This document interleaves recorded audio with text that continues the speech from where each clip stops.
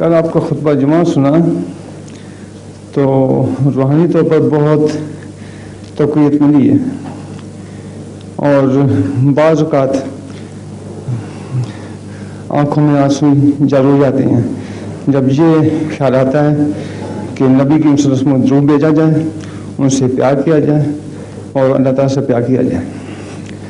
جب حضور آپ ہمارے سامنے ہوتے ہیں اس وقت یہ خیالات ضرور ہوتے ہیں کہ ہم نبی کی صلی سے پیار کریں، اللہ تعالیٰ سے پیار کریں، ان پر درود بھیجیں، لیکن جب آپ سامنے نہیں ہوتے تو اس وقت ہمیں کچھ نظر نہیں آتا۔ تو گزارش یہ ہے کہ سامنے یہ کلمہ لکھ دیا جائے جو سائڈ میں لکھا ہوا ہے، تاکہ آپ تشریح لے جائیں تو سامنے کم از کم کلمہ جو ہے وہ نظر آتا رہے۔ تشریح رکھیں، عرض کرتا ہوں یہ جو آپ نے بات بیان کی ہے معلوم ہوتا ہے پوری طرح آپ صحیح بیان نہیں کر سکے، تشریح لائیے۔ ایک دفعہ حضرت صلی اللہ علیہ وآلہ وسلم سے ایک صحابی نے عرض کیا کہ مجھے خطرہ ہے اپنے نفس پر کہ میں ہلاک نہ ہو جاؤں اور میں اپنی حالت منافقوں والی پاتا ہوں۔ تو رسول کریم صلی اللہ علیہ وآلہ وسلم نے پوچھا کہ کیا بات ہے، کیوں فکر پیدا ہوئی؟ اس نے کہا جب آپ سامنے ہوں اور کوئی نیکی کی نصیحت کریں تو دل اس طرح ایمان سے بھر جاتا ہے اور ایسا دل میں اللہ تعالیٰ کا پیار پیدا ہو جاتا ہے کہ انسان سمجھتا ہے میں نجات پا گیا ہوں، اور جب ہم پیچھے ہٹ جاتے ہیں اپنے کاموں میں مصروف ہو جاتے ہیں تو دل کی وہ حالت نہیں رہتی اور رفتہ رفتہ بعض دفعہ ایک جمود کی سی کیفیت آ جاتی ہے۔ تو اس سے میں سمجھا ہوں کہ میری منافقوں والی حالت ہے۔ تو حضرت صلی اللہ علیہ وسلم نے فرمایا کہ تسلی رکھو، انسان ایک حالت پر ہمیشہ نہیں رہ سکتا، کوشش کرتے رہنا چاہیے کہ اپنی حالت کو سنبھالے اور آگے بڑھائے، لیکن یہ ناممکن ہے کہ ایک ہی پچ پر انسان کسی حال میں رہے۔ دنیاوی محبتوں کی ایکسائٹمنٹ میں بھی ایک پچ پہ نہیں رہتا، دنیاوی تعلقات اور دنیاوی لذتوں کی حالت میں بھی ایک مقام بلند مقام پر نہیں رہتا۔ تو روحانی طور پر بھی اس طرح اونچ نیچ ہوتا ہے، صرف نیت پاکیزہ رہنی چاہیے اور کوشش رہنی چاہیے کہ حالت بہتر ہوتی چلی جائے۔ اس لیے ظاہر بات ہے کہ جب آپ کسی کی اچھی بات سنیں اس وقت کی کیفیت اور ہوگی، جب وہ پیچھے ہٹ جائے گا یا نظر سے اوجھل ہو جائے گا تو اس وقت کیفیت اور ہوگی۔ مگر ایک علاج ہے اس کا، وہ علاج انہوں نے یہ سوچا کہ کلمہ یہاں ہال میں لکھ کر سامنے لگایا جائے۔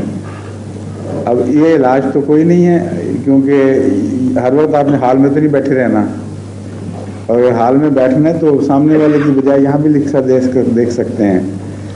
اس لیے معلوم ہوتا ہے سمجھا نہیں سکے کیا کہنا چاہتے ہیں۔ یہ اپنی جگہ بات درست ہے، ان کی کلمہ کا مقام وہاں مناسب سب سے اونچی جگہ پہ ہونا چاہیے، شاندار جگہ پہ۔ یہ پتہ نہیں کسی نے وہاں کیوں لگایا ہوا ہے۔ معلوم ہوتا ہے جس دفتر میں جو لوگ کام کرتے ہیں یہ انہوں نے اپنے دفتر کی شان دوبالا کرنے کے لیے وہاں لگایا ہے۔ حضور حال والوں کو نصیب پتہ نہیں چاہیے یہ حضور اس طرف لگا ہوا ہے کہاں اوپر۔ ہاں نہیں، وہ خوبصورت تو ہے لیکن چھوٹا ہے۔ یہاں جو مین ہے نا یہ جگہ گھڑی جہاں ہے یہاں چاہیے خوبصورت بڑا لکھا ہوا، تو زیادہ اچھا نظر آئے گا وہ۔ لیکن یہ اس کا علاج نہیں جو بات وہ کر رہے ہیں۔ اس کا علاج تو یہ ہے کہ دل پہ کلمہ لکھا ہو، اس کا علاج تو یہ ہے کہ دل میں اللہ تعالیٰ کی یاد رہے اور اللہ تعالیٰ کا ذکر بھی رہے زبان پر۔ اسی لیے خدا تعالیٰ نے قرآن کریم فرمایا کہ ذکر اکبر ہے، سب چیزوں سے بڑھ کر اکبر کا لفظ قرآن کریم میں اللہ تعالیٰ کی ذات کے متعلق بھی آتا ہے اور ذکر الہی کے متعلق بھی آتا ہے، جس کا مطلب یہ ہے کہ تمہیں اگر خدا تعالیٰ سے محبت پیدا کرنی ہو یا اس کے وجود کو کا تصور اپنے دل پہ جاری کرنا ہو تو اللہ کا نام سب سے بلند، سب سے گہرا، سب سے وسیع تمہارے دل پر نقش ہونا چاہیے۔ اور تصور شیخ کا کوئی تصور قرآن کریم نے نہیں دیا۔ اس لیے اس بات کا بھی میں جواب دے دوں کہ میرا سامنے ہونا یا نہ ہونا بالکل بے معنی بات ہے۔ حضرت صلی اللہ علیہ وآلہ وسلم کو خدا نے جو تعلیم دی اور جو آپ نے دوسرے لوگوں کو دی وہ اللہ کا سامنے رہنا ہے، اور وہ ایک ایسی چیز ہے جو ہال کے ساتھ محتاج نہیں ہے، بندہ نہیں ہوا۔ मस्जिद के साथ नहीं बंधा हुआ, किसी एक वक्त के साथ नहीं बंधा हुआ, उसकी ज़ात के सिवा कोई चीज़ हर वक्त साथ रह ही नहीं सकती, ना साथ दे सकती है। इसलिए हकीकत को समझना चाहिए।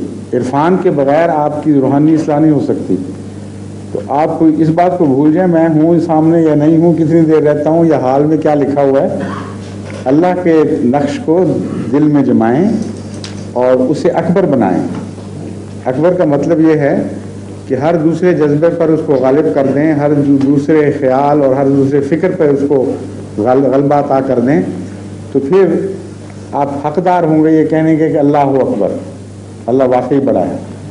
वरना अमूमन नारों में जो अल्लाह अकबर आता है वो तो नारों के फ़ौरन बाद भूल जाता है।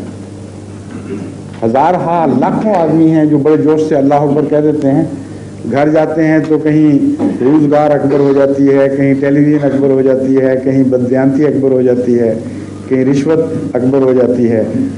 बेशुमार इब्तला हैं ज़िंदगी के सुबह से शाम तक, उनमें हर जगह खुदा के सिवा दूसरी चीज़ें अकबर होती चली जाती हैं और नारा आदमी मारता है अल्लाह अकबर।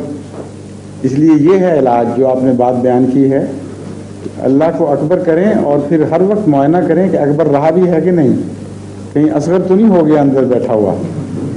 अगर वो अंदर असगर बन रहा है नऊज़ बिल्लाह मिन ज़ालिक, तो फिर बाहर जो मर्जी लिखेंगे उससे कोई फ़र्क नहीं पड़ेगा।